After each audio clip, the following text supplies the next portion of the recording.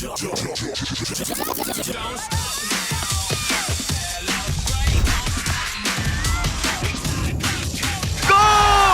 Untuk perayaan yang never stop, segerin dengan Hydro Coco. Don't stop the celebration! Lu tau gak, kalau Kluivert bagus, minimal dia pasti jadi pelatih di klub-klub Belanda.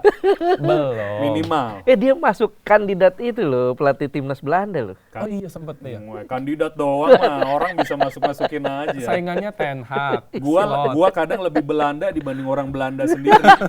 Kalau timnas Indonesia di Piala AFF, siapa bisa ganggu timnas untuk jadi juara? Udah pasti Vietnam sama Thailand kalau menurut gua. Dua itu Pesaing ya. terberat ya itu. Ya ini kita mau bahas AFF berarti ya. Iya. Menurut gua sih sekarang cukup terbuka peluang kita karena 4 pertandingan John Hartman kalau lu lihat, Bagus. gua ya tepuk tangan lah ya. Sangat-sangat kagum gitu ya, fleksibilitas Ya. kata kunci di sepak bola.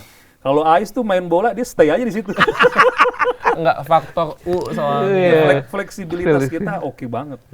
Terus dia nggak ngerubah banyak sistem bertahan kita kan yang sudah dibangun STY.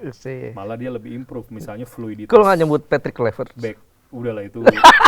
Kan ada andil Kluivert juga ya, padahal ya. Kenapa STY? Lu tau gak, kalau Kluivert bagus, minimal dia pasti jadi pelatih di klub-klub Belanda. Belum.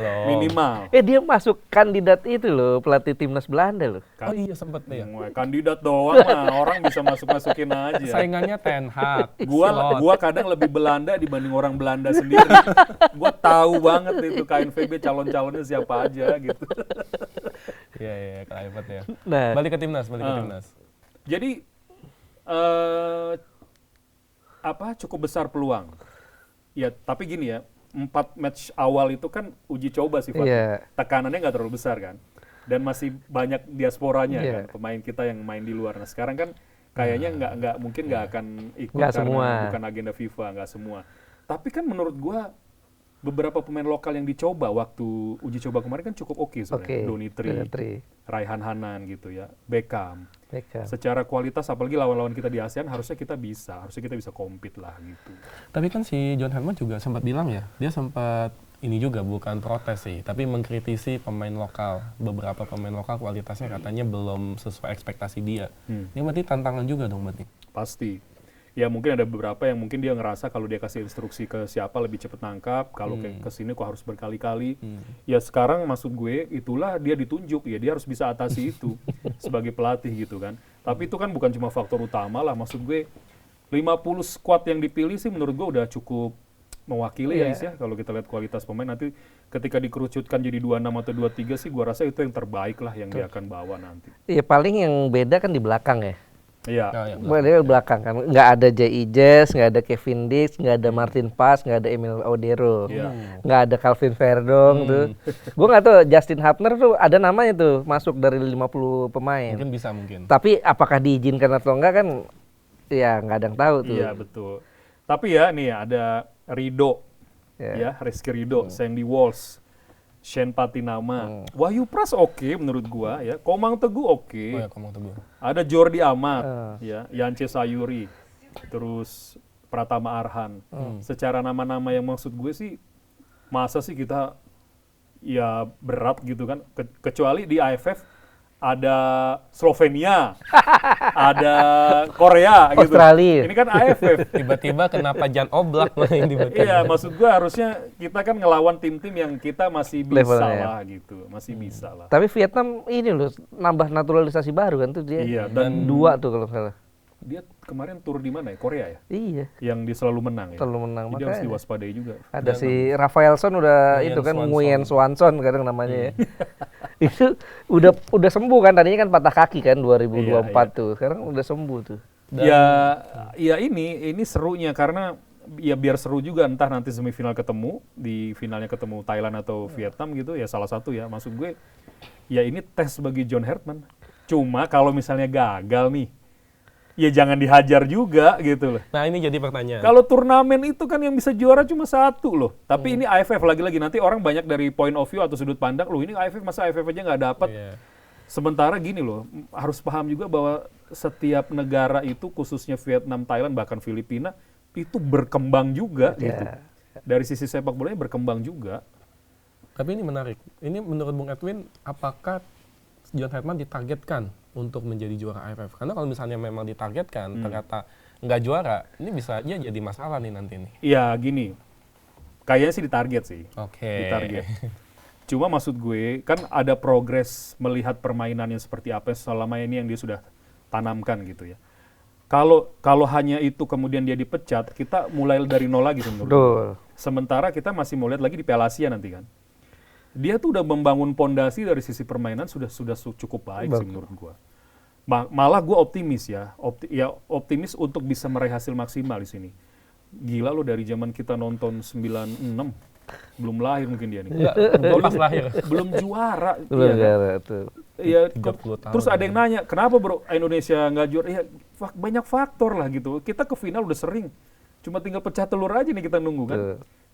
Di kawasan ASEAN gitu, yang katanya ini piala nggak penting lah. Piala Ciki katanya. Iya, ya nggak juga. Maksud gua kalau Piala Ciki, ambil aja kalau bisa Iya. gitu. Ciki kalau nggak pernah dicobain kan nggak enak juga, penasaran juga. Penasaran ya. Iya. Tapi menurut Bung Edwin, 30 tahun kita nggak pernah juara AFF.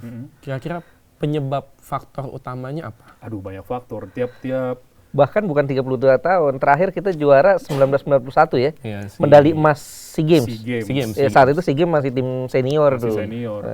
Itu aja baru pecah telur kemarin kan, Coach Indra itu ya. Coach Indra 2013. SEA Games lagi. Iya. SEA Games. Tapi kan Piala AFF tuh. apa ya, gue sih merasa kalaupun kita nggak juara tapi kualitas sepak bola kita naik, itu kan juga nggak apa-apa gitu loh. Kualitas sepak bola kita naik itu maksud gue dari segala sisi ya, kualitas liga, kualitas pembinaan, yang dimana nanti pada akhirnya kualitas timnas. Kita bisa bersaing sejauh ini sampai round 3 itu aja kan menurut gue udah progres. Udah progres. Gitu loh. Jadi kalau nggak juara ya juga jangan seolah-olah itu kayak udah kiamat gitu, udah akhir dari segalanya. Enggak lah. Berproses aja terus selama nanti juga ada waktunya kita akhirnya bisa. Nah, gue sih berharap tahun ini gitu. Karena kayaknya buah-buahnya udah mulai kelihatan tuh. Kompetitifnya Super League kemarin menghasilkan pemain yang kompetitif yang masuk di 50 daftar sementara ini gitu. Iya. Kalau lu lihat sosok John Herdman-nya sendiri lah. Kalau kita dari gaya mainnya kan seakan-akan nih bahkan lebih bagus gaya mainnya ketimbang STY ya. Ya kalau yang setelah STY udahlah nggak usah gitu. Kluivert ya.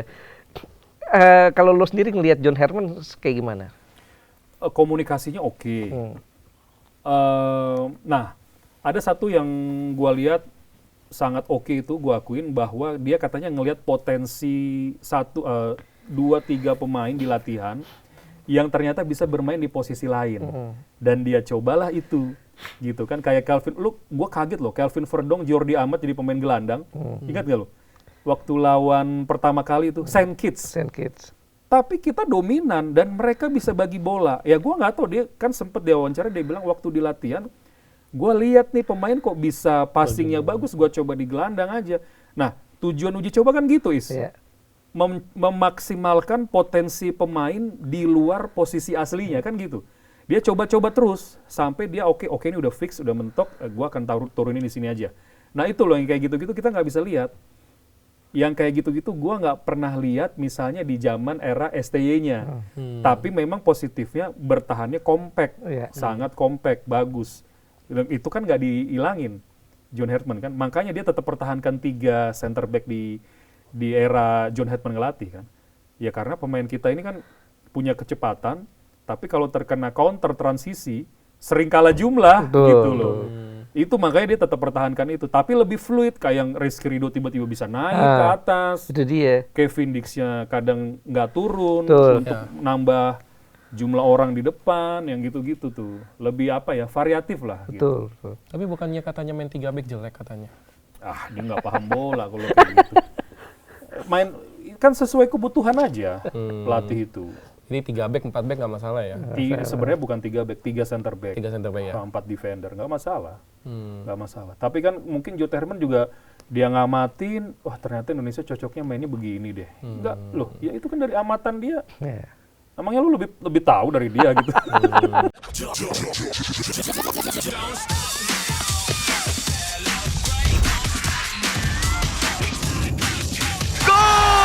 Untuk perayaan yang never stop, segeri dengan Hydro Coco. Don't stop the celebration.